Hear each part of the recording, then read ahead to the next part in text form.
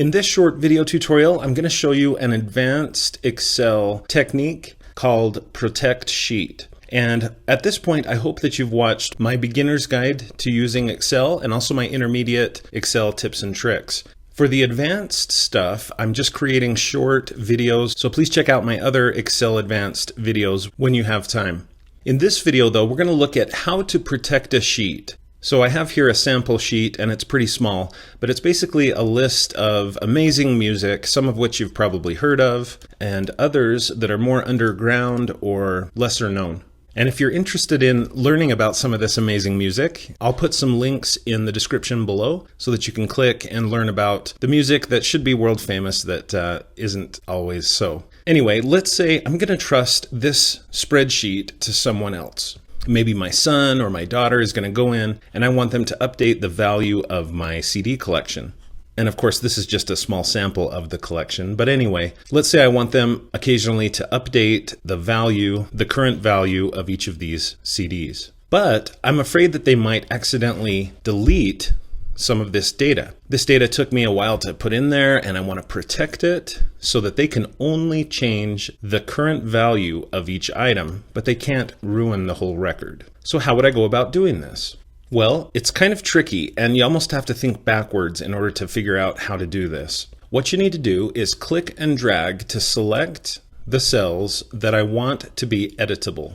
These are the cells that I want to be editable. Everything else I would like to be protected and locked. But these I want to be editable. So I select those cells, that range, and of course I could go much further as well. And then I go here to the Home tab, Home ribbon, and the Font Group Launch button. Now, honestly, I could have picked any of these launch buttons, but I'm going to click this one, the Font Launch button. And it opens up with some options, one of which is Protection. There's a Protection tab. So I click on it, and notice that it says that those cells that I've selected are locked. By default, all cells in Excel are locked, but they don't seem to be locked, do they? The reason why is because in order to actually activate this and make them actually be locked, you have to follow these steps that are listed here.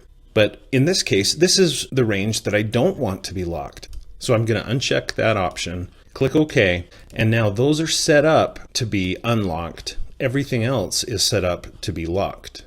So now to actually activate it, to put the layer of protection over this sheet so that indeed these are unlocked and everything else is locked, what I have to do is one more step. I have to go to the Review tab, the Changes group, and notice that there's an option to protect the sheet. So just with a click, it brings up this option, protect the sheet and the contents of locked cells. If I want to, I can password protect this so that students or other people can't just go here to review and unprotect the sheet. I could password protect it. I'm going to click OK. And so now it's protected. This sheet is protected. Notice what happens when I try to type over the words New Wave. It doesn't let me. When I try to type over one of the dates, it doesn't let me. Those areas are locked. But the part that I set to be unlocked, the value, let's say the value goes up on some of these CDs, which often happens, I can click and change those because those cells, I change them from being defaulted to locked to be unlocked.